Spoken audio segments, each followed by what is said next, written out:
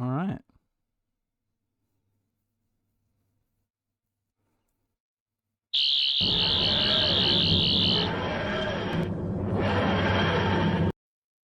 Hit the wrong button there. Welcome, telepathic aliens, and our main cat. Well, actually, no. There's whatever. John. John is not a very interesting name for an opening.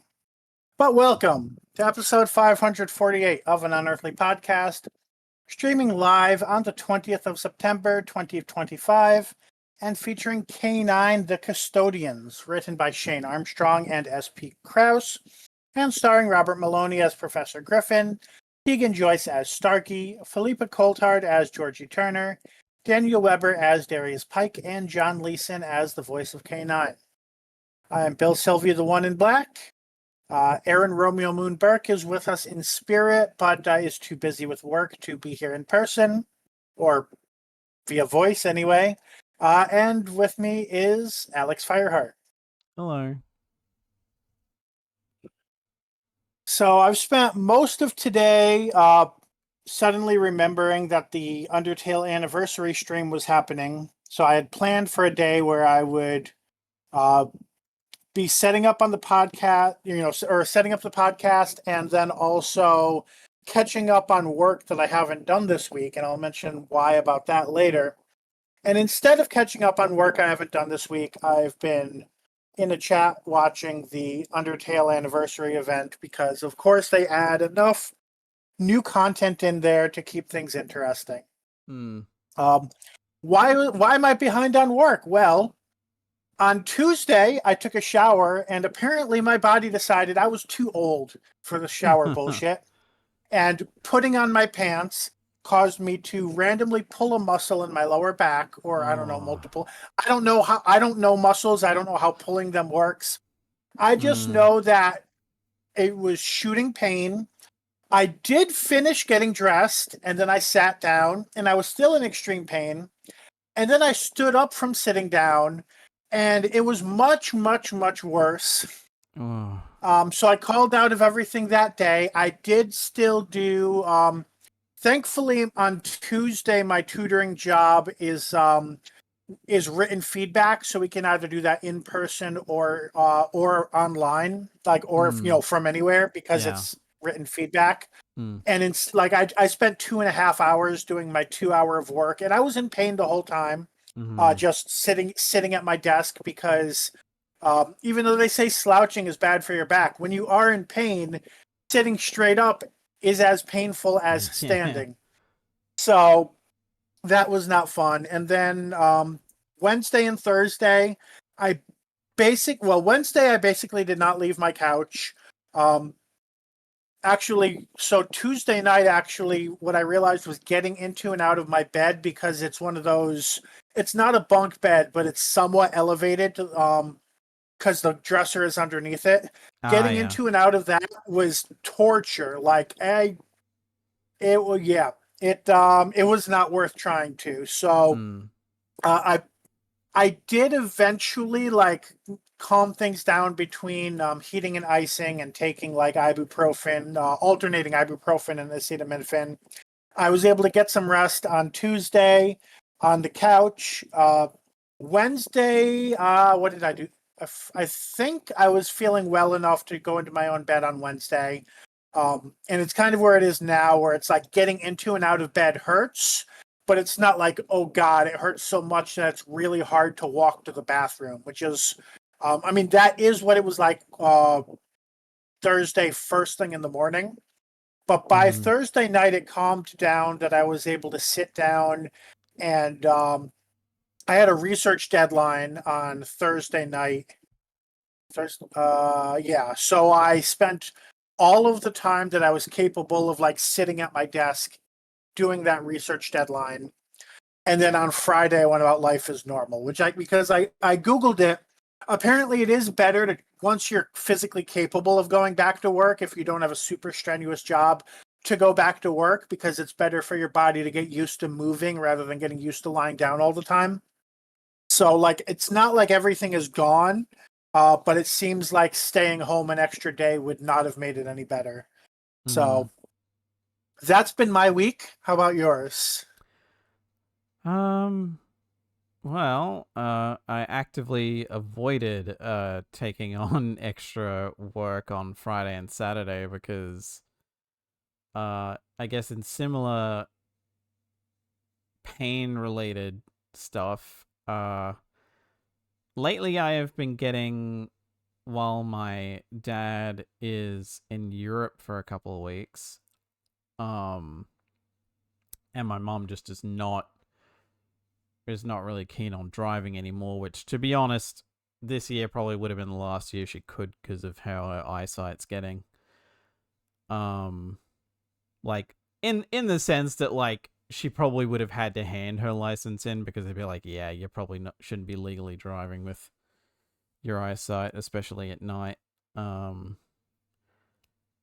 so I've been getting the bus to and from work, and it's been getting to me in terms of my specifically like my knees, shins, and ankles, like just that lower half of my leg for the most part. Like it'll go all the way up, but it's definitely from like the knee down on my right leg. And Oh, to so this it is was all just aging and body pain today. oh, this is technically this is like pain that I've dealt with. Like this is like stuff that I've dealt with my whole life. It's just that walking around as much as I have to for work is Hmm. more than I would have ever walked around like that ever, at least to that amount. Um and I think it's just a matter of like one of my legs, and it must have been my right one, I'm going to assume, because it's the one that always gives me trouble. But one of my legs was broken when I was like really, like young enough that I have no memory of it, and Okay. I only know about it because my parents tell me. Like told me like after the fact, it would show me photos, and I'm like, when the hell did that happen? Um, and ever since, I would assume that one of my legs is shorter as a result. So just walking around for extended periods of time, like constantly and just constantly being on my feet, it ain't it. Even like I was when I went to a wrestling show like last year or the year before, and I was in the standing room only section on the mezzanine level. After a while, I was like, "Oh God, I've been standing up for way too fucking long." Uh oh, because I'd also been like waiting in line to get in for God knows how long. But as on top of that, so that and then standing up for 3 hours straight, pretty much was like, oh, this is not good. So God knows how long I slept for, but I probably didn't go anywhere the next day because I was just like, fuck this, Gotcha. I'm letting my legs rest. But like, it's to the point that like this Thursday gone, I was supposed to work a full day. I made it to like 5.5 hours and noped out, but by the time my supervisor actually came around for me to have a chat, for me to point that out, because like I could walk, I could technically walk, but it was like a crawl pace, like at that point. Um, so at that point, I just signed off at 2 after starting at 8. Instead of sticking around for the other 2 hours, and Hmm. just got a taxi home because I was like, yeah, nah. As much as it'll cost, I'm not waiting an hour for the bus. I feel um, that. Especially, I don't know if there's like a bench or anything at your bus stop, but when there's well, not, it can be. there are plenty at the place I work because I work at the Hmm. local shopping center. And they have like Right. a bus station effectively. It's like it's a bus stop, but it's like a long bus stop that several buses can stop at once. Um, See, I feel like a lot of those in the States, well, it probably depends on how big the population in the area too, but Yeah. a lot of them, they've been taking the benches out because they're like, oh God, a homeless person might want to lie down for a few hours, and we can't have that happening here. I think So my guess they're still is just like, yeah. fuck you, you're standing. Yeah. I mean, I wouldn't be shocked if they do that eventually here, but I think at the moment it's just one of those things where they have like, rather than it being one long bench, they'll have those like dividers in at certain intervals, probably so you couldn't lie down on it comfortably. Mm-hmm. But I forget how spaced apart those are. And let's face it, plenty of people fall asleep while they're sitting. So Yeah. if people are gonna fall asleep sitting, they're gonna fall asleep sitting. But yeah, like it's basically just been that, and like I actively, because I have to, the buses on Saturdays run in 2-hour intervals, which I'm realizing means that they're just running a bus rather than 2 buses. So that's how much these buses are covering. To do that loop. So I was like, so I had to get on a bus around like 8:30ish, and like for a 10:30 start, even though it was like maybe a half hour on the bus. So like I got there around 9, and I didn't start for another hour and a half. But given that my legs have been so fucked, I was like, I don't care. I need the hour and a half to I need the hour and a half to freaking recover effectively. Right. Because it's like, I don't know what it would translate to in miles. It probably wouldn't even register as a mile. By virtue of how the number in kilometers is always higher than when you translate it back to miles. A kilometer is roughly 2/3 of a mile. Yeah. So like it's give or take. To the nearest bus stop, it is like in the morning, the way I go to the bus stop I get on at is about a kilometer from my parents' house. Okay. The walk back is a kilometer and a half.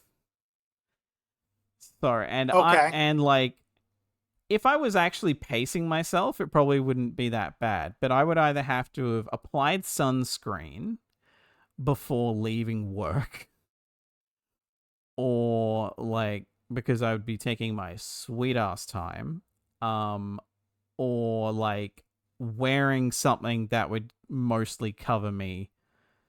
Like, I'm wearing long pants, so I would mainly just need to throw like a jumper or a hoodie or just something that would be covering my, like, that has sleeves and would cover my head. Because a hat in this wind would probably get knocked off. Like, it takes me like, at the pace I will try to get from the bus stop to home, it takes me like maybe 10 minutes, because I'm just that quick a walk. Like, I'm a power walker naturally. Like, that's my natural speed effectively, if I don't have anything holding me back. But yeah, like, I basically, even pacing myself at work, like, I think on the Friday, I ended up just getting off at the bus stop, went over to the McDonald's that was like a 2-minute walk, sat down and ate in there because there was bugger all people in there, and then walked home. So it's technically further away because, like, it's off the main road. But, you know, I'd sat down for like 15-20 minutes and then got up and left.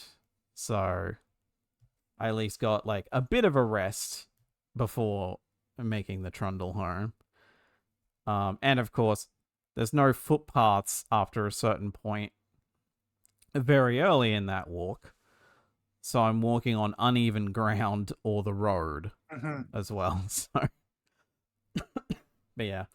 aside from that, it's basically just been the fact that, like, yesterday I watched a wrestling show from Japan, and then this morning I woke up at 5 a.m., which I brought up before we started. I woke up at 5 a.m. to watch a wrestling show because WWE being stingy cunts and trying to preempt the competition. So, and like counter program, I should say.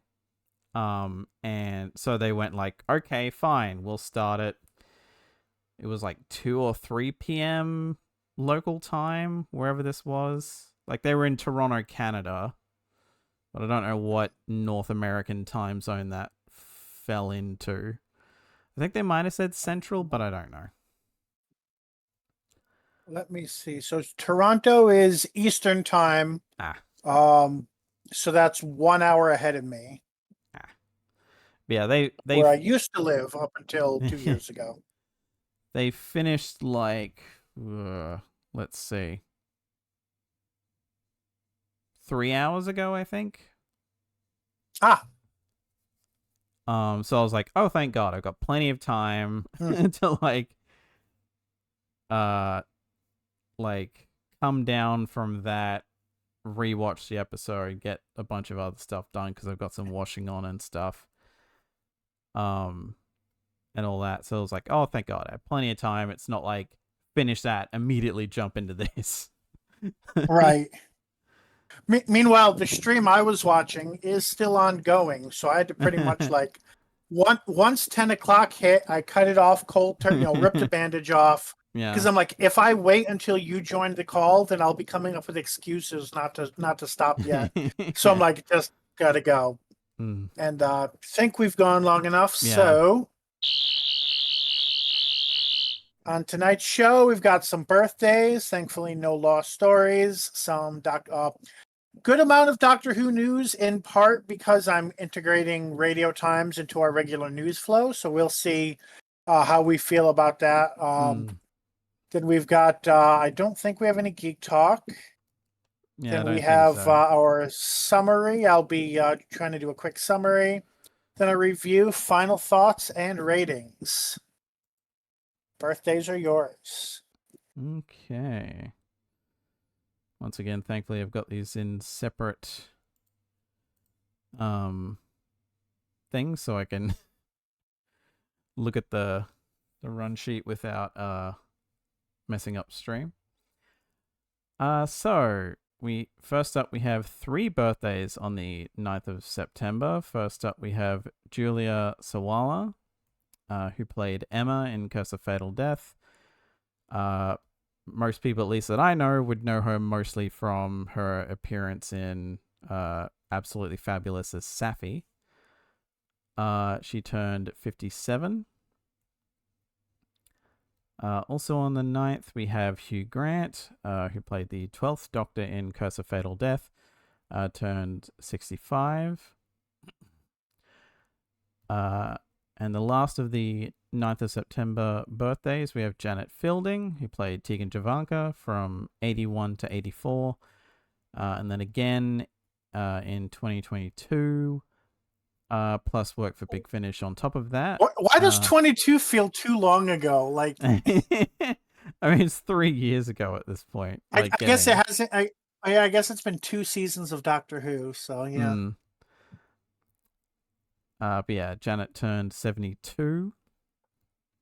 On the 13th of September, we have Max J. Rosenberg, who was the producer for the Doctor Who Aru movies. Would have been 111, but died in 2004 at the age of 89. On the 15th of September, we have... It's either Fardy or Fady. I am unsure. I should have probably looked it up. I spent so much time. I spent so much time looking at the last name and being sure it's El Sayed and not El Said that I didn't even think that there might be alternate pronunciations for the first name. Like, but I would guess Fadi because most languages that's how it would be pronounced. Fadi. I honestly don't know a language other than English that would pronounce that as a long A sound. We have Fadi El Sayed, who played Ram in Class, plus work for Big Finish, turned 32. We then have 2 birthdays on the 18th. First, we have Jinx Monsoon, who played the Maestro in the Devil's Court, obviously more so known for their work in the drag scene. Turned 38. Also on the 18th, we have Gary Russell, who is a script editor for 9 or Torchwood and Sarah Jane Adventures stories. Sorry, I didn't fully read that sentence, so I was like, hang on, what? And I was like, wait, did Alex just cut out? It was more like I just had a kind of, my brain just kind of went, what? For a sec there, and then I was like, oh, that's what. 9 Torchwood and Sarah Jane Adventure stories. Was the director of Dreamland and Infinite Quest, and was the writer, director, and producer of many Big Finish audio dramas. Turned 62. On the 19th, we have Carolyn John, played Liz Shaw in season 7, plus work for Big Finish. Would have been 85, but died in 2012 at the age of 71. And finally, on the 20th of September, we have Meena Anwar, who played Geeta Chandra from 2008 to 2011 in the Sarah Jane Adventures, and several roles in Smile, plus work for Big Finish. Turned 56. So happy birthday to Julia, Hugh, Janet, Max, Fadi, Jinx, Gary, Carolyn, and Meena. Moving on to our current or upcoming show news, we have an interview with, speaking of names that maybe it would have helped to look up pronouncing more, but I think that's more just practice than actually knowing how.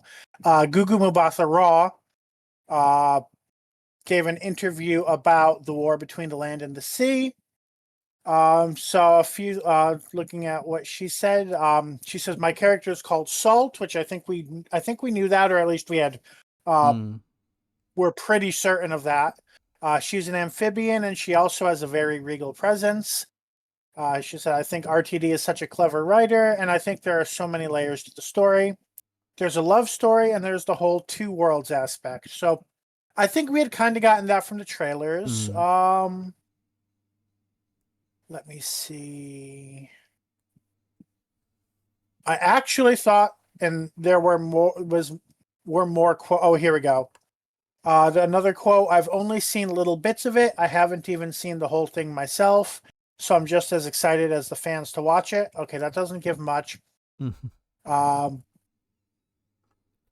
actually thought there would be a little more to that article. So, if we weren't certain, there's pretty much a confirmation. This is seems to be at least superficially a Romeo and Juliet story. Hopefully not literally, but there's that.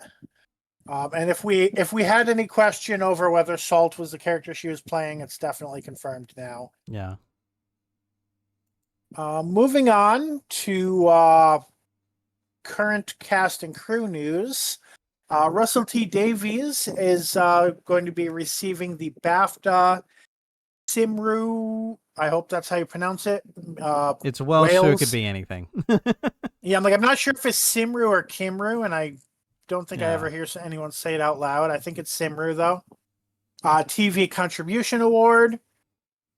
So let's see. So this is, outstanding contribution to television. So I'm pretty sure that is what a lot of things in the U.S. would call a Lifetime Achievement Award. I'm looking to see if there's any more specific details about that. He says it's an enormous compliment and an honor. It means people have watched something and remembered something that you've done. I'm guessing it means more than that because people have watched a lot of things. So there's no more specific details. It's not like associated with a specific season of television. Hmm. So my understanding is that this is a Lifetime Achievement Award. Yeah, like seemingly it's when we specifically it just brings up the like basically all that he's done with Doctor Who related stuff and some other Yeah. stuff has all been done in Wales. So Right. that's why he qualifies effectively, I guess is the Yeah. idea. When we had more like when we had a bigger podcast and multiple people working on the news, we might have looked up the award and seen, you know, some more details, but that's just not on our not on our schedule at the moment. So yeah, that this is we're going with our understanding of it here. Moving on to alumni cast and crew news, we've got a few interviews, and these are all courtesy of the Radio Times.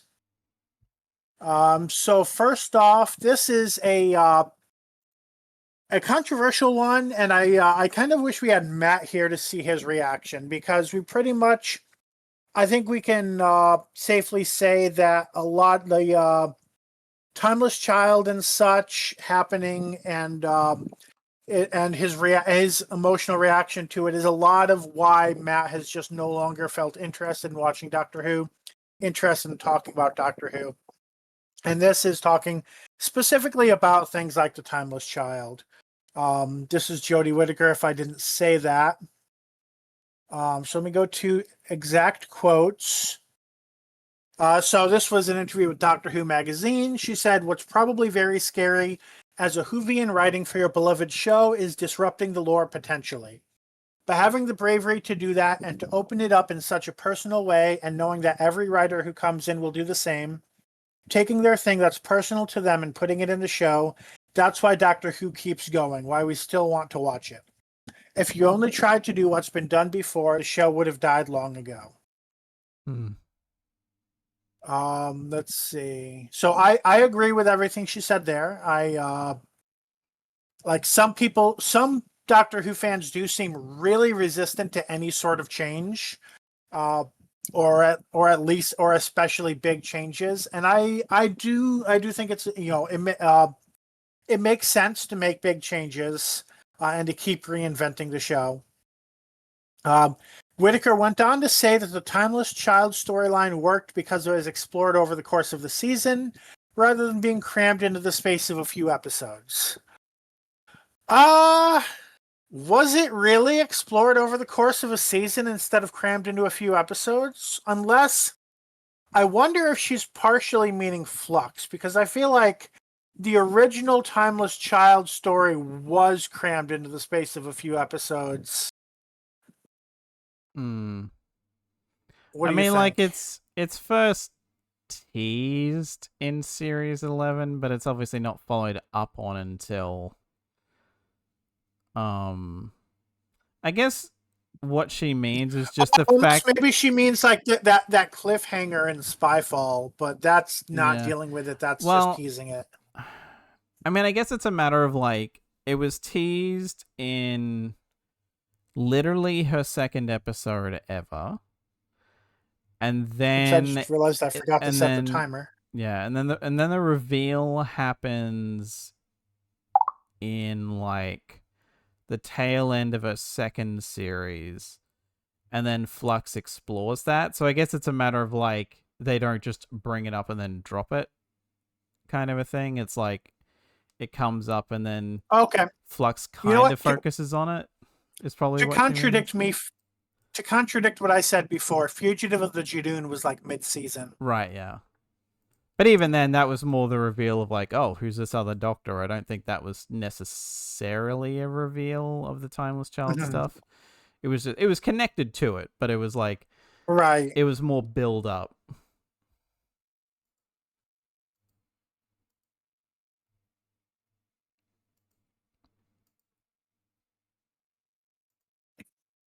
Last thing on that article, Whittaker mentioned that it doesn't necessarily have to weigh on every Doctor.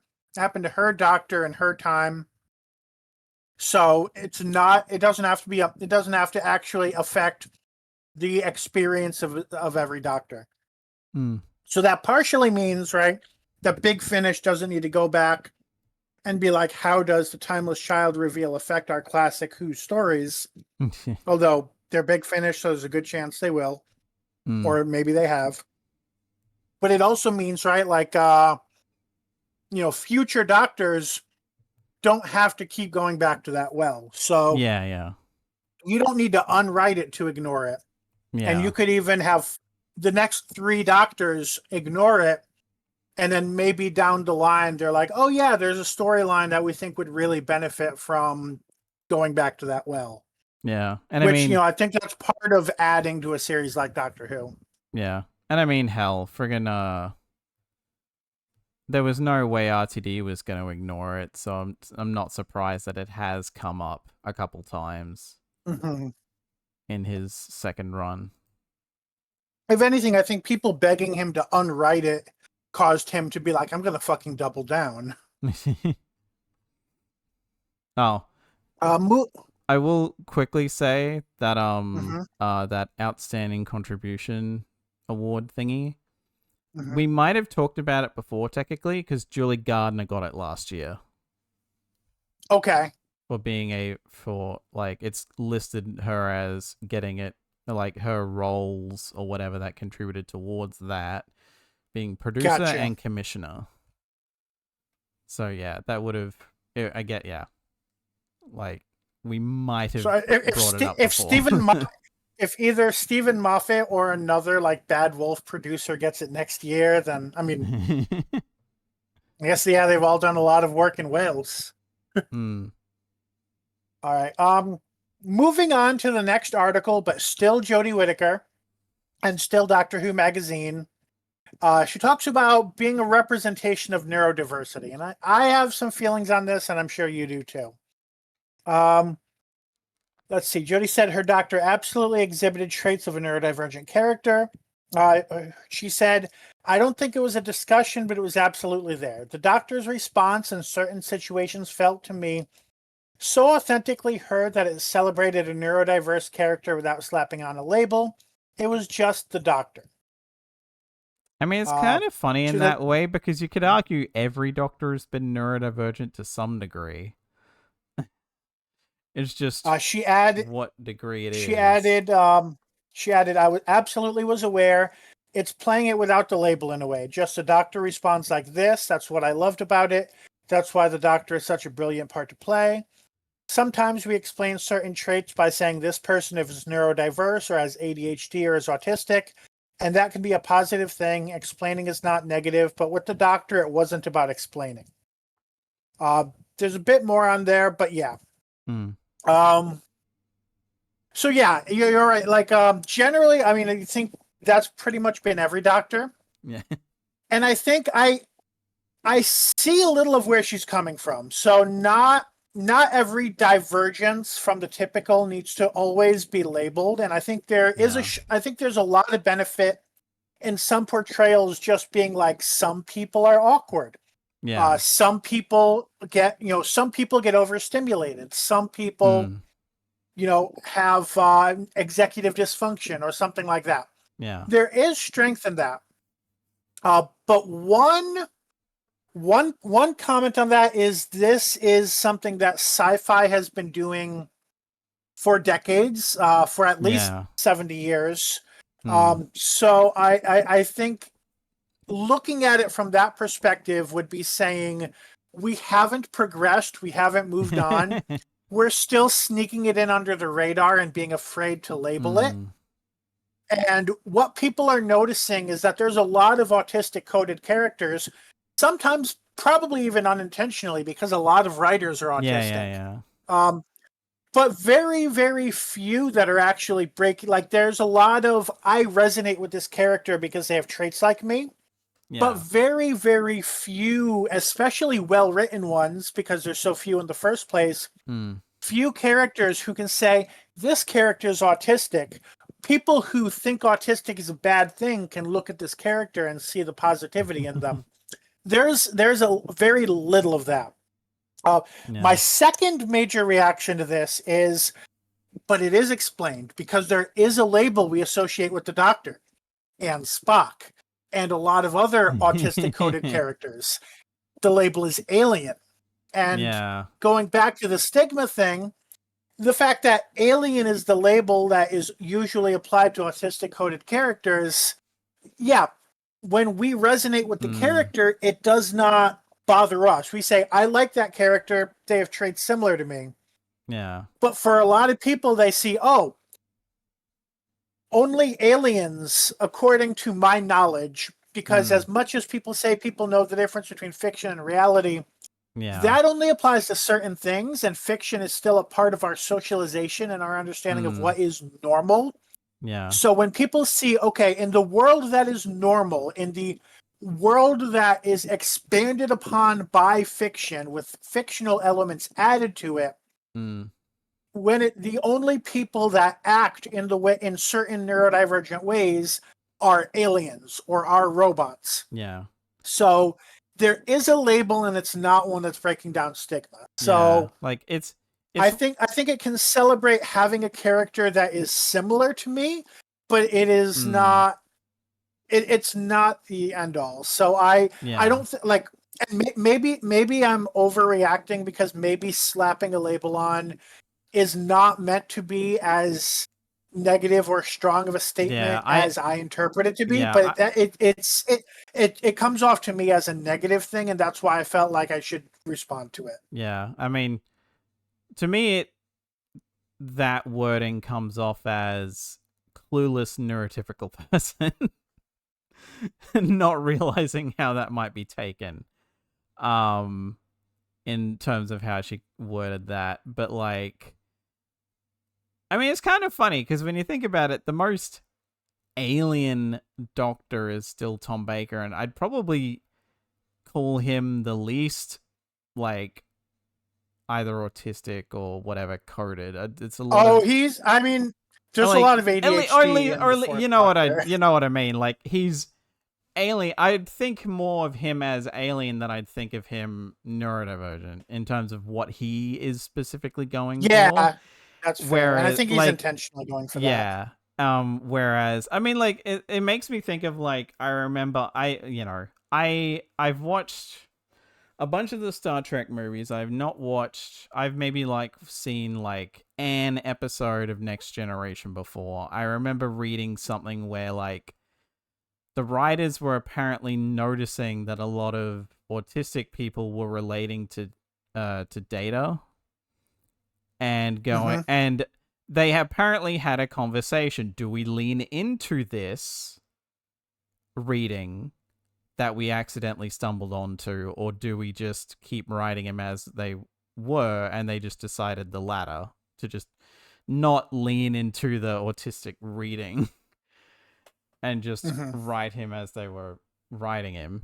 Because they probably, and let's face it, there's like the blanket, I know the statement I've seen over and over again is characters that are intentionally written as autistic usually turn out worse than characters that are accidentally autistic. Which I think that's in part due to how few of them there are, and the fact that like it's not an autistic person saying, I'm going to write my truth. Yeah. It's usually, hey, we're going out of our way to make this character autistic and adding autistic traits to them. Yeah. And I don't like, it's not like I'm sitting, I haven't watched a lot of like behind the scenes documentaries of specific movies and shows that have done that. Yeah. That's just the vibe I get from watching those stories a lot of the time. Or the way that, especially the way they're marketed. The Power Rangers reboot movie, when they were like, this is the first major autistic character in Power Rangers or in an action movie. And I'm just like, when they market it that way, you know that either the marketing team has different priorities than the writing team, or the writing team is not approaching it the right way. Yeah. It's like, I mean, for all I know, it might be good, but I feel like most autistic people I know don't watch The Good Doctor, for an example, because that whole premise of that show is this doctor is autistic. So I'm like, it could be a decent representation. Maybe they do actually have either autistic people writing or maybe the Oh, actor is, I've or maybe that actor is autistic or something. at the very But least, I've been told certain episodes are problematic, and it's been blamed in part by not having autistic people writing it. Uh, specifically, that like people are like, why would an autistic doctor be transphobic in certain episodes, or like react to trans people in a certain way? And I haven't watched the episodes. This is just from seeing other people talk about it. But part of the criticism was that they're like, we don't think any autistic people were involved in writing this because an autistic person would not have reacted that way. I mean, there are. We could go into a thing about that. Yeah, so I'm not gonna. fair. Let's move on to our next article. So Ncuti Gatwa, this feels almost like this might be damage control to me. But Ncuti Gatwa talked to told the Telegraph about leaving Doctor Who. So he says, I was tired and burnt out at the end of season 2. They put in brackets, I'm guessing he just said it or something. It was exhausting, but it was a magical time, magical. There was never an opportunity to recoup the energy. It's just go, go, go. I was doing 7-day weeks for 8 months, and I found it hard being away from home and family. I'd already been shooting in Cardiff for 5 years on and off with Sex Education, and we started shooting Doctor Who while I was still doing season 4 of Sex Ed. So the reason I feel like this is damage control is that it seems like they made the decision after he had been on break from filming Doctor Who for like a year plus. Because they did all the filming in 2023, and then apparently they filmed the regeneration scene in like possibly 2025 or like late 2024. Yeah. So that doesn't seem like he's like, I'm exhausted, I want out. Maybe he went home, relaxed a little bit, and is like, wow, I really like relaxing. You know, like that feeling you get if you've ever gone on vacation and been like, wow, I really hate my job, and I know this more than ever after being on vacation. Maybe that's what happened. But this was not okay. We're nearing finishing filming this season, and I don't want to come back after filming. Yeah, I mean, especially like as physical a role as the Doctor is as well. His Doctor was also given a lot of like trauma to act out. So like apparently like one of the first things he filmed was that either in general or like for the episode Dot and Bubble was that I think that was the first episode he filmed. Yeah, that like filming that reaction to something first is like Jesus, like that's a what an introduction to the show that is, of having to do that emotional range in the space of a couple seconds. I do also wonder, and I have to hope that there were like conversations about it and such, but I do have to wonder, like, okay, granted, there was like readings before this, so it's not like he was shocked out of the blue, but just imagine showing up at the studio your first day of work and they're like, okay, today we're doing racism. This woman is going to be racist at you all day today. Yeah. And you are going to stand there and react to her being racist at you. And I know, like, thinking about it, I know that's not what happened, because like they do readings and everything. It's not like they handed him a script and said, have fun enjoying being, have fun being traumatized. But it could certainly come off that way if you think about it the wrong way. Yeah, like I would like to assume. Hopefully it wasn't the first script they gave him. Well, right. I mean, I would like to assume that they tackled those themes because he was willing to, and not just, oh, we've got a black doctor, of course we've got to handle that. Which are like, right. which, like, it's an opportunity to, but I would hope it's a matter of he was enthusiastic to and And not that's something feeling like he's he not going to had to. talk about while he wants a Right. positive relationship Yeah. with the BBC. Right. At And least if anything untoward did happen with it. right. And yeah, like I could honestly see it being that the schedule they did I could see it being a combination of the schedule they did to make sure that it was all done before he, like, so he could, because, like, the idea was they filmed it the way they did so that he could do other stuff, so, and not be, Right. like, tied down to Doctor Who and not be able to do stuff on the side. I almost wonder if that approach is ultimately ended up being an albatross, and being like, oh, I'm just going to be stuck doing this, like, filming this way, because they're going to want to keep me around for another one, but I don't know when the hell that's coming. Right. So, like, I could see it having, like, him having time away from that, and then realizing, and again, the realization of, oh, Disney only signed me on for this deal. The Disney deal was only basically 2 seasons, but they normally do a Doctor for 3. When the hell is that third one gonna come? Right. Which, again, as I've said before, they should have just treated it as we've only got him for 2,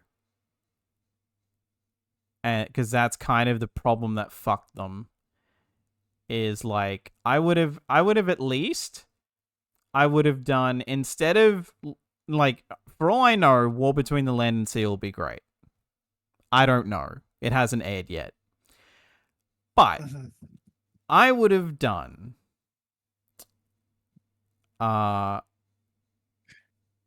instead of those 5 episodes there, I would have put 2 of those to make season 1 10 episodes, 2 to make season 10 season 2 10 episodes, and then after season 2 we would have had a Christmas special. So then if he wanted out by then, being a Christmas special, they could have filmed that this year. And they could have asked him, do you want out? And he could have said yes. And they could have written it around that. And that the Christmas special could have been his exit. All right. We've gone over time for the news, so I'm going to try to get through the last ones quickly. It's not as much. There's no more big topics and interviews. So, first off, in the video sneak peek of the Strange New World season finale, or maybe series finale, I'm not sure. There was an interesting video clip where the chief engineer mentions having spent time with a time-traveling doctor. So, of course, like Star Trek and Doctor Who, especially, not so much on screen for Doctor Who, because everything was filmed years ago. That's been aired recently. Although, it's and a lot of stuff is set in the present too. But so not so much on screen for Doctor Who, but like the properties of Star Trek and Doctor Who have collaborated a bit this year. And we already talked about a sneak peek of a cameo, of the TARDIS showing up in a Star Trek in a Strange New Worlds episode. Yeah. So this might just be a cameo, or it might be a Chekhov's gun of the Doctor being mentioned. If fucking Ncuti Gatwa has left the show and then he shows up in Star Trek, I'm gonna have mixed feelings. But yeah, so there's that. I have not been watching Strange New Worlds, and I don't think you have either. So no other like strong opinions on that, but still worth mentioning. And then I did not include this in our slides, but it doesn't really we don't have covers of them anyway. BBC Audio is putting out 2 stories in 2026. The Mind Trap by John Peel with the second Doctor, Jamie and Zoe. That'll be coming out in January, and we do not have a synopsis for either of them. And then Starflight by Paul Hayes with the first Doctor and the original crew, the season 1 crew, comes out on the 5th of March. We don't even have cast announcements here. I don't know if I'm not sure if actually I'd have to check out what has been recent from BBC Audio. These might just be a single narrator and not a cast. I'm not entirely sure. It's been a while since I've listened to anything from BBC Audio. But these are scheduled to come out if you're interested in audio, especially beyond the scope of Big Finish with the first and second Doctor. That is it on that news. And then finally, we have our Big Finish news with 5 releases in the past 2 weeks. On the 4th of September, this just squeaked in, but I'm pretty sure we didn't talk about it. I think the news was done before this was posted on BigFinish.com. 4th Doctor Adventures, The Last Queen of the Nile, written by Jonathan Morris and David K. Barnes. Starring Tom Baker as the Doctor. Actually, now I'm realizing maybe we did cover this because I just remembered a moment where I was thinking about checking if Aramem was in it and then realizing she probably wasn't. So maybe we did. Do you remember if this title came up last time? I don't think so. I'm realizing that by saying this, I'm dragging it on longer. So Last Queen of the Nile, 4th Doctor, written by Jonathan Morris and David K. Barnes, starring Tom Baker as the Doctor and Louise Jameson as Leela, with John Leeson as the voice of K-9. Well, they're all voices. It's audio. That came out on the 4th. On the 9th of September, 13th Doctor Adventures, The Return of the Doctor, written by Rory Thomas Howes, starring Jodie Whittaker as the Doctor and Mandip Gill as Yaz. I did not read the synopses because there are so many of these, but this makes it sound like before regenerating, the Doctor came back to go on more adventures with Yaz, which I don't know. I mean, there's pros and cons to that approach, but maybe it's just a weird title and that's not the case at all. I don't know. On September 11th, awkward date, but you have Torchwood Salvage, written by Gareth David Lloyd, starring Carly Enoch as Esther and Dewey Wykes as Cody, which I think are Big Finish exclusive characters. And Gareth David Lloyd not as Yanto, but as the Torchwood SUV. On the 16th, we have this is from the Lost Stories range. So this would have been intended to air if Doctor Who had not been canceled in '89, if there had been one more season the following year. Alexion, written by Robin Mukherjee, starring Sylvester McCoy as the Doctor and Sophie Aldred as Ace. On the 18th, we have Dark Gallifrey Master Part 3, written by Lizzie Hopley, starring Eric Roberts as the Master and Paul McGann as the Doctor. So that is all of our news.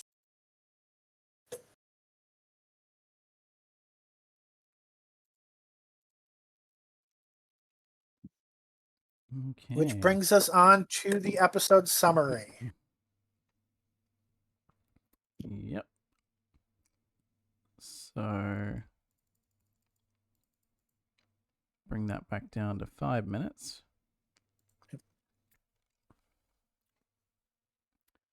So give me a thing when you're ready. Just give me a countdown. Yep. 3, 2, 1, go. Okay. We see June, for whatever reason, concerned about something that's been going on and calling the professor about the kids concerned. The professor doesn't think anything weird is going on and just says, oh yeah, she's just doing homework. Goes into the next room and finds Georgie. Not so out of character, but surprising in the sense of not doing homework, is she has a VR headset on, playing games instead of studying. However, She is not responding to any sort of stimuli, any sort of, I'm calling her or anything. He tries to remove the headset from her. And by the way, the headset, for whatever reason, looks like two hands. Maybe it's a marketing thing. Maybe there's biological components. But when he goes to grab it, a defense mechanism happens, and thorns or something, or spikes, start to spring out of the headset, cutting him. He tells June to come to the house. Then he goes and sees Darius also with a headset on. And for whatever reason, he decides the smart thing to do is also to try to touch Darius's and get stabbed again. He then brings Darius and Georgie into the chess room. Then goes looking for K-9 and Starkey. Yeah. I was like, there's an S. I forgot the name for a moment. K-9 and Starkey, who thankfully neither of them are wearing headsets, but K-9 is able to confirm that there is something weird going on with these headsets. Then the headsets just kind of let go on their own, or at least loosen enough that the professor can remove them. But then we see the Georgie and Darius are in a kind of trance-like state. They're very pale, non-responsive, more or less in a coma, and it's been clear that they've been kind of telepathically or otherwise influenced by the signal of the headset. So June, Starkey, and K-9 go to the manufacturer of these headsets, who initially won't let them in, but then she points out that she's with the department, which still has no name beyond the department, and also that K-9 can basically blow the place up. K-9 plays into this by, basically being like edgy boy. And then this eventually leads them to a meeting with John, who is like the senior vice president of the company. Don't know where the president is. But he's overly cheerful and basically just says they know that something is going on and it is being looked into and everything will be fine. June basically goes to threaten him for more information until it's revealed, his boss is Thorn. So Thorn comes out and is basically like, our goal is to brainwash all the children because then they will be happy and obedient citizens, because that is what the department's goal really is, that everybody is perfectly obedient without being upset and wanting to rebel. June points out that it is messing with her kid, even beyond just like being obedient or playing the game, that it's even causing what seems to be an infection, and then later on appears to be not just an infection, but actually cellular changes of transforming them into something else. So Thorn decides, we'll cancel the program. I've been talking way too long. But then John goes to blackmail them. Eventually, they decide to give in to the blackmail because it is messing with the kids. But John can't stop it. While all this is going on, Starkey and K-9 find that it's actually the last member of an extinct alien species that are known for being uber telepaths, and that while the department thought they were keeping him basically drugged up, he was actually planning to turn all of human race into his species. But because he's such a strong telepath, June, being really upset, influences his mind and causes him to reverse his plan, causing everything to go back to normal. The end. That was a more complicated plot than I thought it was going to be before doing the summary. I probably could have skipped a few things, but well, yeah, it's the detriment of not knowing until last minute that it's your turn, basically. And I could have rewatched it or read a synopsis, but I was like, no, the plot's not that complicated. It's only going to take 2 minutes to summarize the plot. So you did that in like 4 minutes, probably closer to 4 minutes, 48, because I stopped like a second or two late. Yeah. And probably less than And that there with was all the also the time when I pausing. forgot Starkey's name. Yeah. All right, so pecking order doesn't matter because Erin's not here, so I'll just start off with her. So what Erin liked was the makeup on Georgie and Darius when they're using the Little Green Men VR headset. They looked appropriately pale and sickly. Compared to the fake-looking green scales, the paleness looks very natural. Paleness is probably much easier to achieve on a budget. She also says John of Green Room Entertainment is fairly creepy. And the idea of the Atedion being used to target children is dark, even for this series. This is especially when the alien telepathically cries out for help and convulses with pain. I don't remember that happening.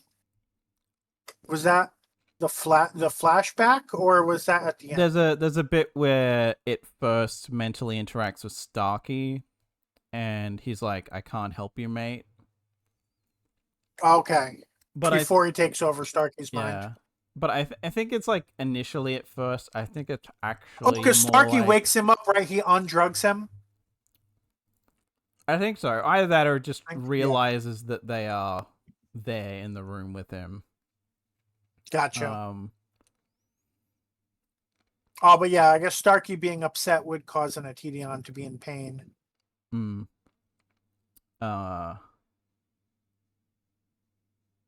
Yeah, I'm basically gonna latch on to the middle one. I think effectively she's basically just giving us multiple choice for some of these. But I'm gonna latch on to the second one for mine because that's basically what mine was, and it's that John guy. I forget. Like on the IMDb, it lists what his character's full name is, I think, or like the wiki just called him John. or like the full title or whatever of his character. But oh yeah, but that actor is like, I'm actually a bit more impressed because I'm pretty sure this actor's like second or third credit. oh. And like, he's playing that like in a delightfully creepy way. Or Yeah, just like it's this not a very warped... it's not like a three-dimensional character by any means, Yeah. but for the role he has, like he's convincing in a way that sometimes the main cast are not. Yeah, it's like a fucking like better than Drake in all of the episodes he appears in. Yeah, like it's, while not a 1-to-1, the closest I can think of that'll have the widest people get what I mean is like an evil Mr. Rogers kind of a thing going, where he's like very smiling the whole time, not using any like, not, yes, you know, this is a show for little kids. He's not exactly going to be swearing, but you know, he's saying silly things like fantabulous and shit like that. And that's something I forgot to mention in the summary. Part of what part of why Starkey reacts so strongly to him.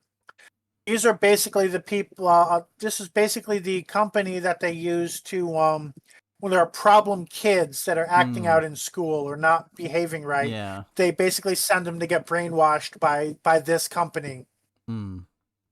And John is very much someone you could see in that role, right? He's like, oh, we don't. The word blackmailing isn't a fantabulous word to use, right? Like he very much has like that that I'm going to fix your kid kind of look to him. Yeah. Like if this was normal Doctor Who, or to be honest, probably even Sarah Jane Adventures, they would have like put some real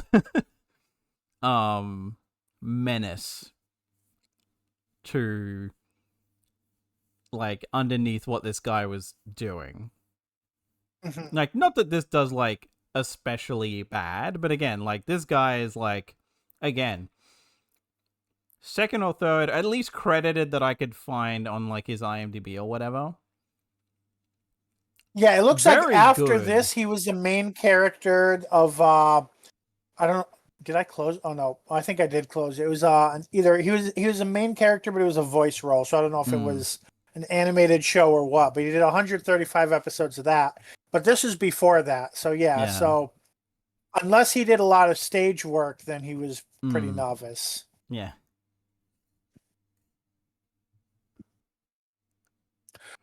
So for me, what I felt like, especially after last episode being such a nothing burger, is I felt like this episode just felt a bit deeper. And I think like a big part of that is like things like you have Thorn fucking he's like, oh shit, this is really like fucking up your kid. Like he doesn't actually express sympathy or anything. But when he sees what's happening to Georgie, he's like, turn it off, cancel the program. That's deeper than we've ever seen Thorn. Like showing compassion for a human being. I literally did not think he was capable of that. I mean, that is him being more human than we've ever seen him. And it's not much, but it's backing down from him being like a fucking fascist dictator, with these goals of literally brainwashing everybody to have more control to, damn, he's fucking with your kid that much. Okay, we'll stop without even even that much more of a protest. I mean, mind you, it's one of two ways, because she does kind of say like, if this keeps going, there won't be any humanity left to like, protect. Like from her perspective, it's protect, but in his case, it's lord over. And he probably so it could even just be a bit of that of him going, oh shit, she's got a point. Who the hell am I going to rule over if it's just? But the fact that he processes the information and believes her and understands it, is still like a step up. Yeah, it's a step up from like the guy before who would have just. I don't think like Drake would have been like, no, this is fake or something. Yeah, or he would have like shot John or something.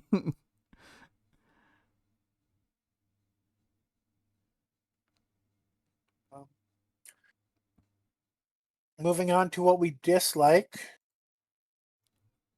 So Aaron says, how many times must a professor get slashed while trying to remove the headsets? Fucking yes. Yeah. I do not know why he did the same thing twice. He's like, maybe he was like, I'm a scientist. I must experiment and see if the same thing happens twice or if it was a one-off. I don't know. But it's like, maybe you get some gloves if you're going to try it a second time. Yeah. K-9's threatening voice feels too out of character. And I felt that was the point. I felt K-9 was intentionally like acting out, like to really sell her point, but couldn't convincingly do it. So he just like played movie clips basically. The motivation of the Atidian feels convoluted. Does it want to be? I think she meant to say rescued, but it came out as reviewed. I think it doesn't want to be rescued. It doesn't want to recreate its species. I mean, I think both. I think it wants to not be a prisoner, but it wants to replace humanity with its own species. Yeah, because it's the only one left, so it wants to recreate its species. But when it realizes that's not going to happen, it's just like, okay, just let me die then. Right.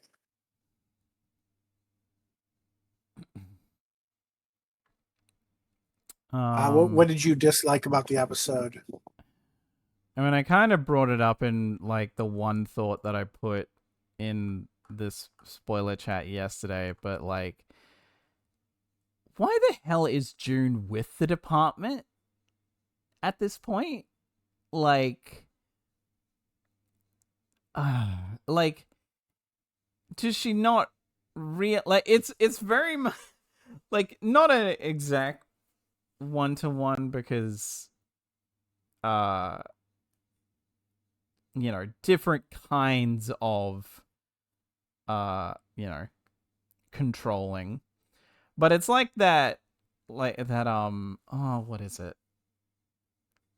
That Mitch and Webb look bit that everyone uses where they're like dressed as like technically not Nazis and they're going like, are we the baddies? Like, it's that. It's very that. Like, her attitude is very like, do you not realize that you are on the side of the bad guys? You are like, you were in a fucking very low budget to the point that we can't make it look like a cyberpunk future, cyberpunk dystopia, where you're part of the department, who are the government that run everything and are like totalitarian, whatever. And it's like, come on, June, you should know that this is what you signed up for. Like, unless they like, it's a matter of she was fed a lie and she bought into that lie. But guys like Thorne and Drake are like, no, we know what this is. And we don't care because we want power. She's so underwritten because there's so many different possible ways to explain her, but none of them are properly explained. So either A, she believes she can change it from the end, like this is her best route for doing good, even though they're evil. You know, she wants to join the government in order to fight against it, which, by the way, just last episode, they fucked a guy over for wanting to do the same thing. Or she thinks that they're legitimately good, but that her boss is so incompetent that they gave Thorne power despite Thorne being evil, and Drake power despite Drake being evil. So it's like either thinks they're in a very good but corrupt organization, or she just literally like wants to, like, in this episode, she's straight up just like, because I'm a member of the department, I can literally just level a fucking city block because you won't open a door for me. So clearly she understands that she has way too much fucking power.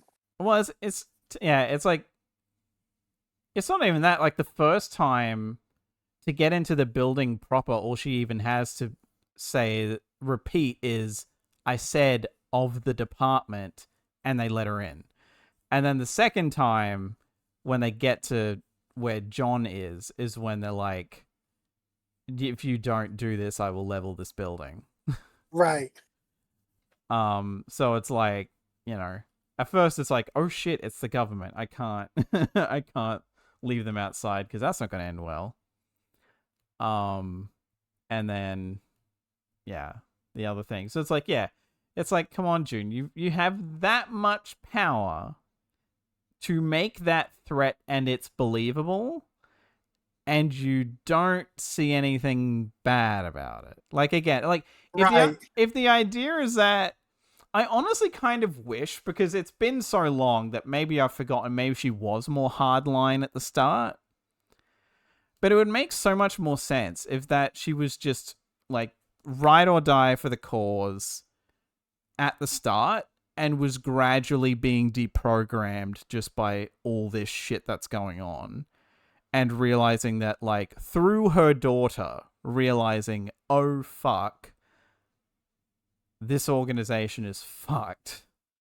Where a friggin' dictatorship, well, not a dictatorship, because it's not one person in charge, technically, but from what we've seen. Well, we don't, I'm like, they're definitely the underlings, so we don't know who's in charge. Yeah, like, it might be a sort of a... I kind of hate using this comparison because it's the default everyone uses, but, you know, it might be a Big Brother 1984 thing, but, you know, because I think we've seen, like, technically, because they showed up on, like, a screen with that was just a blank thing with a voice modulator. But we saw them talking to Thorne's boss. Yeah.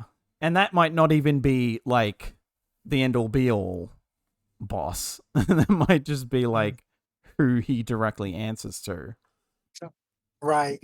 Her relationship with Thorne reminds me of, like, there was this interview quote or something of, like, Ruth Bader Ginsburg, who is just like, oh, yeah,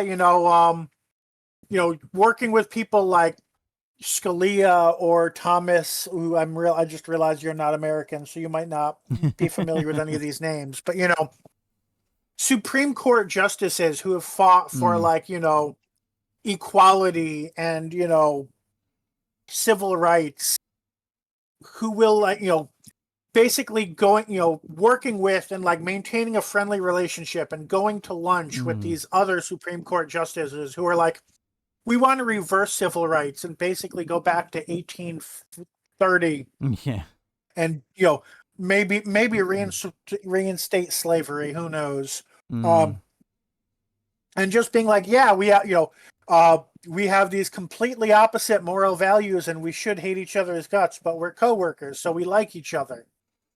And there was a lot of reaction to that when the quote happened, but like that's what her working with Thorne and not seeing a problem with the organization that they both work for makes me think about. Yeah. And part of that is, I think, if this was like an 8-10 episode season, it would be easier to buy. How long is this? How many episodes is this season again? I think it's 24 or 26. Yeah, it's too many. Like 12 episodes, maybe you could sign to see, okay, from episode 1 to episode 12, she goes through an arc. But I think we're already more than 12 episodes into the season. Oh, yeah. I'm pretty sure this is like episode... Like we're on the back end, I think. We're like, I think we're over halfway. I don't know why I don't see a link to the show itself in the fandom article. And yes, I'm looking at the fandom article because because Google still gives fandom, and it takes 3 times as much work to reach the new wiki when we're already podcasting. But yeah, so like this plot has stretched on long enough that at this point she should have quit by now or been arrested by them for like going against their wishes, because it's like she fucking protects Griffin when Thorne is just like he needs to be arrested on sight. Same with Starkey. Like I'm shocked Thorne didn't try to arrest Starkey this episode or last episode. Okay, this is episode 19 out of 26. Yeah. So I think by this point, it's just the character arc has gone on a bit long.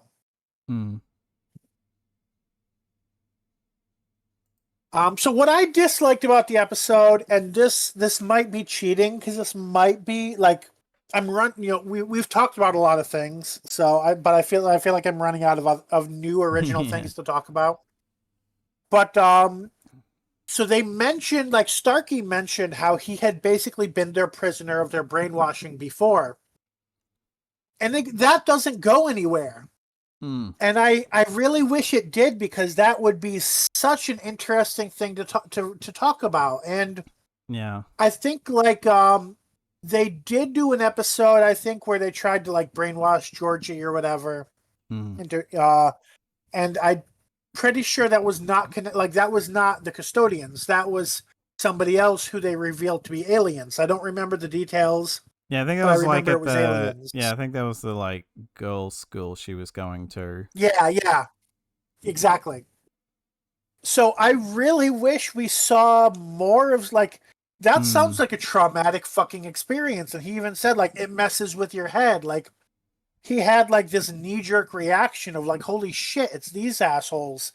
And I really wish we saw more about that. Like, why would you tell us that and not give us more? Like, that information really informs John's character, and I imagine that the actor saw that line and is like, yes, this is either the actor or the director saw that line. I'm going to say the actor because the directing on this show has not been great so far.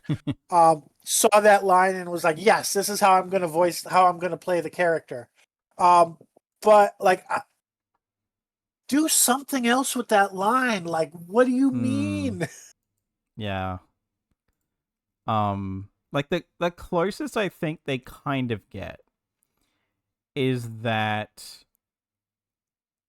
I think it's, and it could just be implied, I don't know if it was what they intended or not, but the thing where like it's trying to communicate, it seems like it's trying to communicate with Starkey, could have been it trying to mentally influence him, and he shrugs it off initially because it isn't trying that hard, and he's kind of like, yeah, they've already tried that. I have a bit of an immunity to that now. So good luck. And then it has to like really go for it when it actually does brainwash him into helping it.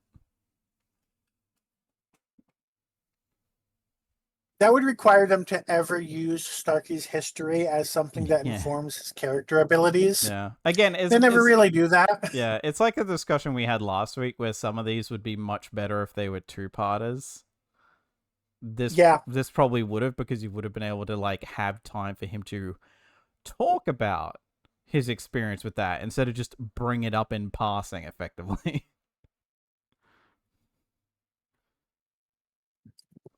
Yeah, the most that his history tends to inform his behavior is him not liking Darius, so he refuses to say his name in this episode. Which I will say, again, episode 19, you'd think he'd be past that. Yeah. Like this specifically, you would think, one, would have come up before. Two, I can at least get this sticking with him because, you know, brainwashing effectively, or some sort of torture probably involved in it somehow. Either way, messing with his brain, like, yeah, that'll stick with you, especially if you're that young. Like, yep. That, and like, to be honest, I almost think that they make he's a bit too nonchalant when they actually get confronted with John. Like, I feel like he should have, like, kind of retreated behind June a bit. Or lashed out. Yeah. Moving on to best scenes. And there's not much on the internet, so, like, I don't have photos for specific scenes. But pretend that there's images there, I guess. Aaron says the fisheye lens used when contributing the Custodian John. There's definitely a typo there, but I'm not sure. I'm guessing in some cases it's probably autocorrect. Yeah, autocorrect. I'm assuming confronting.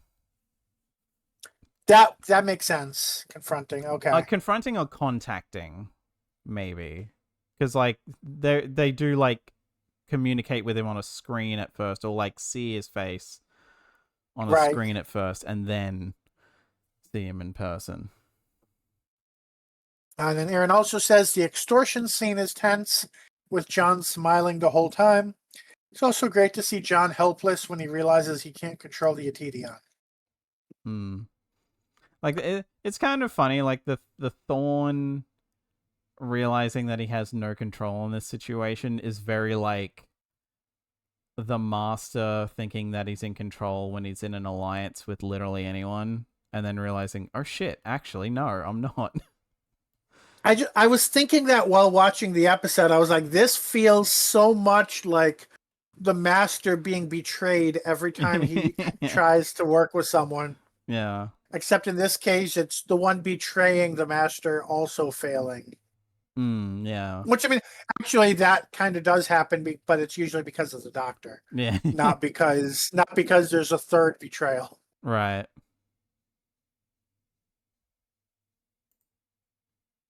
All right, what's your favorite scene?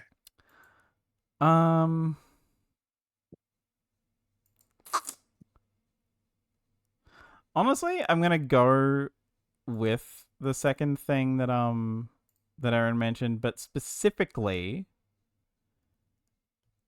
the notion of what's the magic word, and then like it eventually being 50 million credits or whatever it was, and it's like, yes, that's 50 million credits. That's a magic word. Well, words. Like, it's just so, like seeing fucking Thorn fucking lose control of the situation. He's like, he's gonna pop a blood vessel basically. Which, I mean, I guess he loses control of the situation a lot, but it's usually directly because of the main characters. Yeah. And this time it's not. It's the guy that he fucking hired. Yeah.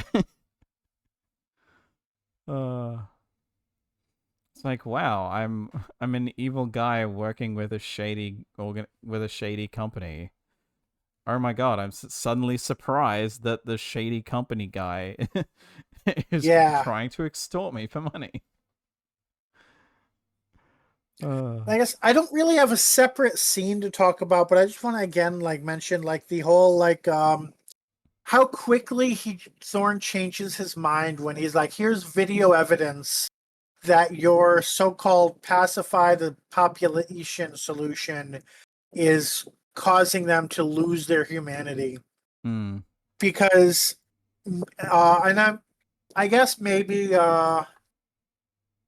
it could be better in this if we saw Thorn weighing the different solutions and such, but just the fact that he reacts to it, it just feels like such a strength compared to a lot of TV villains. And yeah, maybe it's like, oh, if I I wouldn't care about people's appearance changing, but oh, if they all become telepaths, we might be fucked.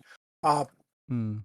And maybe working that out could be an improvement, but still just I can't get over the fact that he actually takes in new information, adapts his strategy, and reacts in a rational way rather than being evil for evil's sake. Yeah. Maybe that's a really low bar. Maybe the bar is in hell. I don't know, but it impressed me. Mm. I guess before we move on, I will quickly say I did notice. Apologies to those who actually have been showing up in chat on Twitch. We're not really used to getting people in there, and I only have one monitor. So and I literally not... have only been accessing it on my phone to make sure the stream works. Yeah. Because lately. But yes, so thank you for joining us in chat. Yeah, so thank you specifically to, I'm just gonna say the first bit because numbers are kind of annoying, but Ely or Ellie, I mean, let's face it, it's a Twitch stream. You're not really a Twitch streamer if you're not potentially worried about mispronouncing a name. But thank you for the follow seemingly almost 45 minutes ago. And to Mental Dwarf for commenting. Clearly, must have been when we were talking about the my June complaint because their comment when we were talking about the department and such. Yeah. Yes, it's appreciated. We're just not used to it, so we don't usually keep up with chat. Usually when there's a post in chat, it means I need to ban a bot. So yeah. Yeah, it is appreciated. But anyway, yeah, moving on to worse scenes. Yep. So Aaron said, I don't know, June. I told you I'm not a doctor. A Doctor Who reference that falls flat. Which, yeah, I guess I didn't even think about that as potentially a Doctor Who reference. I just thought of that as he's a scientist in fiction, and that's what people always assume that scientists are also physicians. Although, where it does fall flat there is that this isn't a medical issue. This is an aliens issue, right? So a physician is probably not what's needed here. So. Yeah, I mean, I can kind of get where he's coming from, and that it's like, well, I'm a scientist, so I don't physical changes to someone's body in that, like, my level of expertise does not relate to the human body, is I guess what he's trying to communicate. But yeah, it's like, I get the problem with the wording, I guess. Is like, it doesn't feel like it's supposed to be a Doctor Who reference to me personally. So my issue is just like the wording. Like, there's also the fact that Griffin does fall into TV scientist syndrome trap, where it's like, his expertise is like time and the paranatural or whatever. But even here, he's like, he's looking at cells in a microscope, like, oh, I can see the changes happening at a cellular level. A physicist can't do that. Like, this is very, like, he's either a biologist or he is an expert of every science at once. And this is sci-fi, so he's probably an expert in every science at once. Right. Just the sort of, well, we only have one scientist character, so you know, I like almost wonder if they'd said if they like it wouldn't. What would be hilarious to me is if what was originally written was something like, my doctorate is in this, not medical science. And someone went, this is a show for like 8-year-olds? Maybe bring maybe avoid the big words. Which is funny because they do use a few in this, but it's still just like, I could see someone maybe having gotten a note of like, kids aren't going to know what a doctorate is. Maybe don't use that term. Let's see. Let me get some visual there. So just a picture of K-9. I mean, a picture of Professor Griffin. Who knows what episode it's from? Not me. Not Google search results. They always give me the wrong thing when I search an episode title anyway. How about you? What's your least favorite scene? I know mine, even though it's kind of something we talked about already. Mine's the ending. Like this basically been like, I thought I lost it for a second, and then I was like, oh yeah, it's the ending, because the ending is so weirdly done. Like if it had ended on June's line of like after the professor is like shown her that Georgie's okay, and she says something like now that's home, or something like that. And if they just cut there, that would have been fine. Oh, it's like the very, very ending, not like the epilogue. And then and then they like keep going a couple of seconds and go, here she is, and it's like, you've already showed her off that she's fine. She's already commented that she's fine. Why are we cutting back? I don't even remember that scene because I only watched the episode once. Yeah, it's literally like, it seems like June's line is like, that's the ending. That's what we're ending on. And then it keeps lingering. We need another 2 minutes of footage to fit the episode. Well, it's not even slot. 2 minutes. It's like 20 seconds, maybe. It's like, it's not that much, but it's still just like, yes, ending line. And then Professor Griffin pipes up with like, here she is, and like shows off Georgie's fine again. And it's like, and she's like, Mom, or says something, and it's just, or just laughs. And it's just like, I remember her like yelling "mom" from all, like she turns back to normal and immediately starts yelling "mom," and I'm like, and then she says it. She yells it like once because she's coming back to consciousness, and then she says it over the like screen to her mom, and then June has her line, and then it cuts back to Georgie for no reason, and then it's just like, I honestly would have at that point, had there be like a cut where instead of them still being in that space where the alien died, there's a cut, because I mean, the effects of this are going to take a couple minutes to wear off.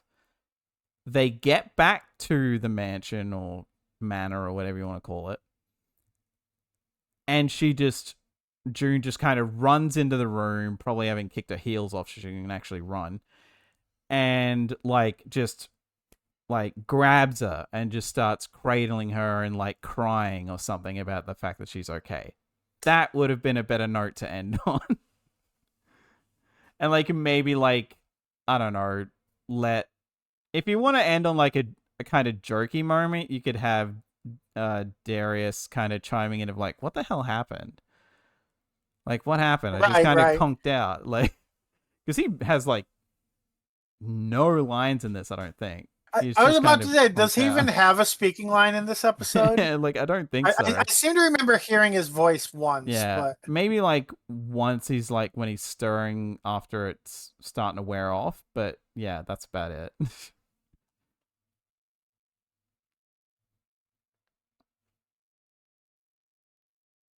so my least favorite scene is after he's already cut himself and is bleeding and does not seem to have done anything to inspect the wound or wash it or put gloves on. He immediately repeats the same action and cuts himself a second Yeah. time on the second headset. The only credit I give don't- those scenes for is that I would have assumed that those headsets are swapped out for one that has the spikes coming out.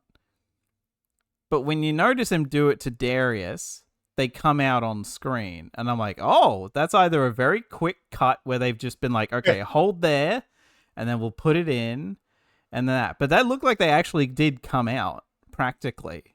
And it's like, oh, for this show, specifically for this show, that's a pretty neat thing to pull off on camera. Right. But yeah, it is very like, dude, why the hell would you not like how did you get a and, PhD?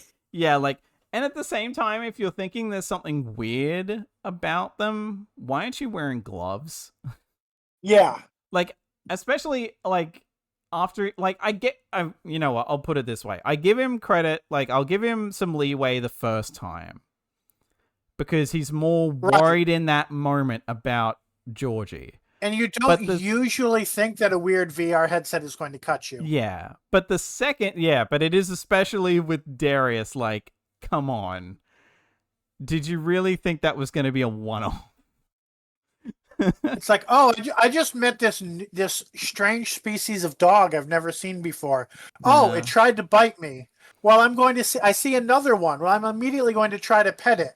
Yeah, like that would make a lot more, like, the only way that makes sense how they shot those in my head is that they didn't know which one they were going to show first. Because I don't think he references having this already happened the once when he is like finding Darius necessarily. So, like, or at least having attempted to grab it off. So I almost wonder if they were figuring out which they were going to do first. So they just filmed them both as if they could be and then forgot. And then by the time they were editing it together, they were like, well, it's too late now. We do not have a budget to redo this. Right. All right. Final thoughts. Aaron says, this is actually a pretty dark and very perceptive story, even for how dark the series can get. We have children in danger, which is always something that cranks the tension up. An impending apocalypse, common for the series. A dystopian government looking to control its citizens through extreme measures. And a corporation trying to extort millions from said government. However, the main threat is from the empathic alien being held prisoner after seeking help from the evil government. This story has a lot of great twists to it, and so far it's one of the better stories from the K-9 series. All right, Alex? Yeah, to be honest, I'm kind of gonna agree with that in the sense that, like, I mean, to be fair, is the bar very high? No. Right. But I would still say that this is probably one of the better stories in that, as much as I do think this would be better served for a two-parter, this doesn't feel as rushed as last week. Mm-hmm. Like, last week almost kind of felt like, last podcast felt like they had a two-parter in mind and possibly a two-parter written, and then were told, no, you've only got one episode for this.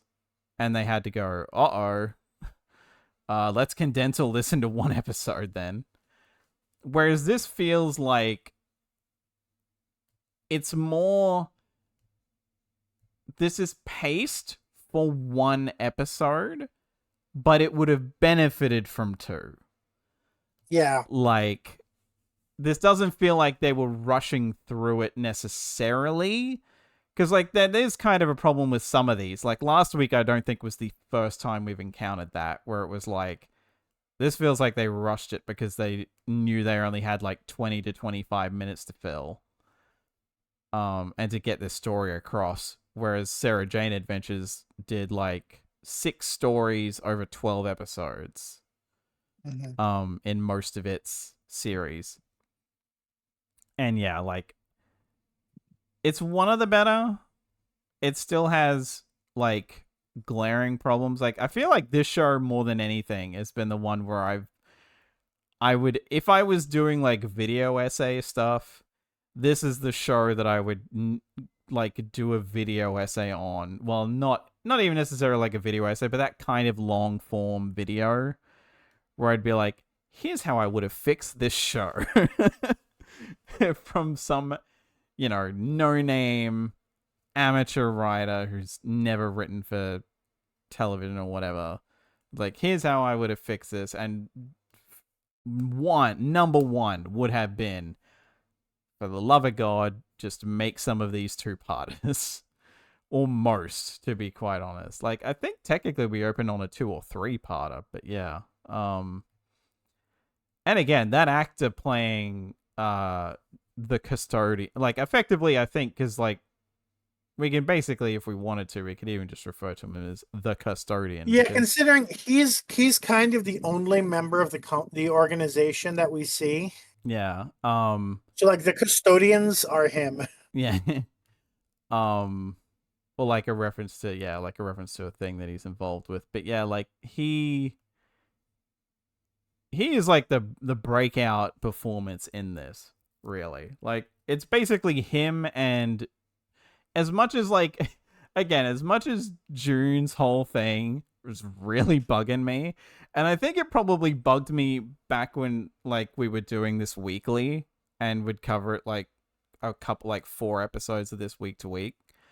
Like, yeah, we never covered more than, like, at the most 4 K-9 episodes in 6 months. Yeah. So, like, we never got to see so much, but it's we've seen enough that it's wearing thin. Like, again, we're over the halfway point.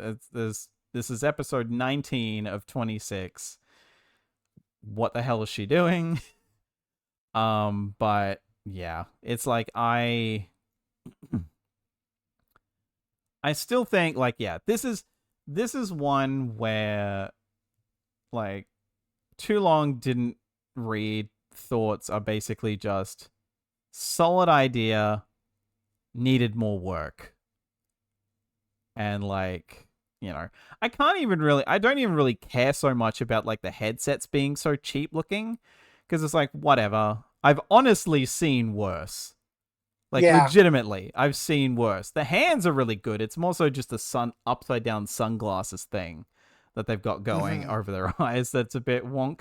But I'm like, otherwise, hey, I mean, like, the spikes coming out. The effects in this episode were better than most K-9 episodes. Yeah. So. And, like, they actively went out of their way to make the alien not speak and just communicate telepathically, and you don't hear it. So they saved on another actor for the voice, and they didn't emphasize the fact that this is, like, a mask that you really don't want someone talking in because the mouth can't move. Right. So it's like, even that doesn't bother me that it does look kind of cheap, because, again, this is, like, bare bones budget, like, half a shoestring budget, probably. Yeah. So it doesn't. I mean, I'd say we've even seen worse effects in the show. But yeah, I'd say there have probably been better episodes than this so far, but this is definitely, like, up there in terms of this show. So yeah, I would agree with everything the both of you said. If anything, my one thing to add was, what was John's getaway plan? Or did he think he wasn't just going to be like thrown in a cell the second the danger was over? Like they would Right. have killed, I think his escape. killed or disabled the alien and Yeah. then thrown him in a cell before he could do anything with that money. Right. All I can think of for his escape plan is that other people who worked at the company, short of the department coming in and like just snatching everyone who works there, that someone would have leaked what was going on and whose fault it was. It's like, yeah, we were doing this, but they were making us do it. So the department wanted this to happen to all of your kids, kind of a thing. Right. Yeah, I would have needed a more elaborate blackmail scheme there. Hmm. But yeah, I think I've said everything. Like after last episode being such a nothing burger, like this felt so much better. Like there's just so much more substance to it. Uh, it's still probably like not super great Yeah. compared to a Doctor Who episode, but like for K-9, I think this was pretty solid. Hmm. All right, looking at ratings, Aaron gives this a okay, and it just as an example of this not probably not being good for Doctor Who, but being really great for K-9. Never mind. You know what? I just looked at the wrong episode because I scrolled down too soon. So the rating, okay, that rating matches what she said more than the one I was looking at. I was looking at last week's rating, which is a 3.0. This week she gives a 4.5. So if this was Doctor Who, probably would not merit a 4.5, but for K-9, that's what it gets. Oops. Alex, what do you rate the Custodians?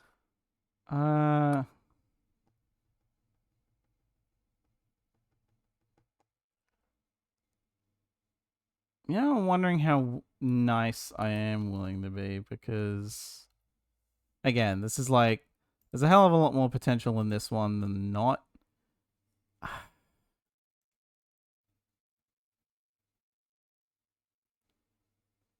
And if we're rating, like, comparing this to purely, if we're comparing this just purely within the realm of this show, because I feel like it is kind of unfair to compare it to other stuff, I'll give this a 4. I'm gonna say like it is within the realm of its own show, but at the same time, like we wouldn't want to give a 5 to something that Oh, we yeah, wouldn't yeah, yeah. recommend as a 5. And yeah, I think I'm gonna say 4.0 as well. If they had really done something with that Starkey stuff, then the 4.5 or maybe even a 5 could be potential. Hmm. But it's not stretching far enough to be beyond a 4. Yeah. So that makes us a 4.17.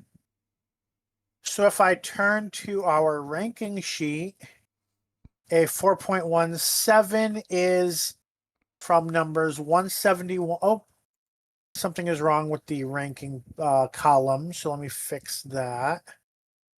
It probably accidentally sorted or rearranged with everything. Yeah, sorted with everything else instead of by itself.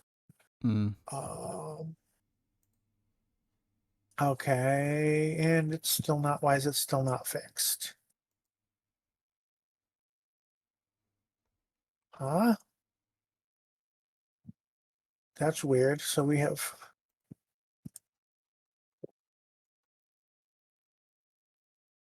Why does it suddenly jump from 185 to 483 and then keep going up? Okay, let me fix that. I don't remember. I don't know. Maybe I've been given outlandish numbers in the past and not been paying enough attention to notice it. Out of 495, so I guess now would be 496 things. A 4.17 covers the range from 171 to 187.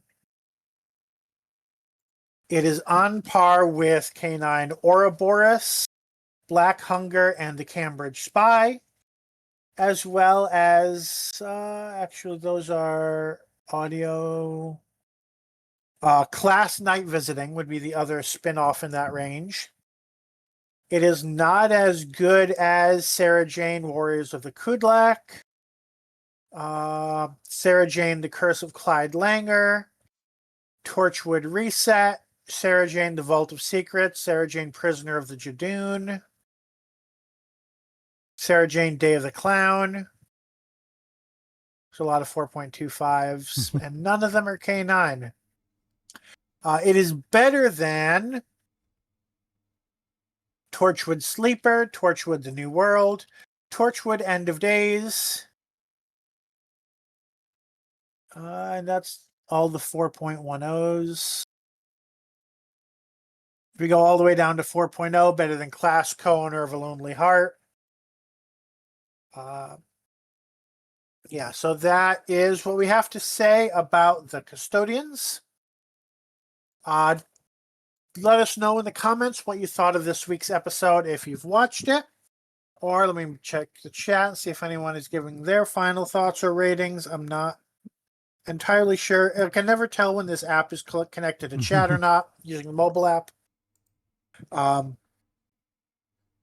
But yeah, let us know what you thought of this week's episode. Again, it is free, at least in the US.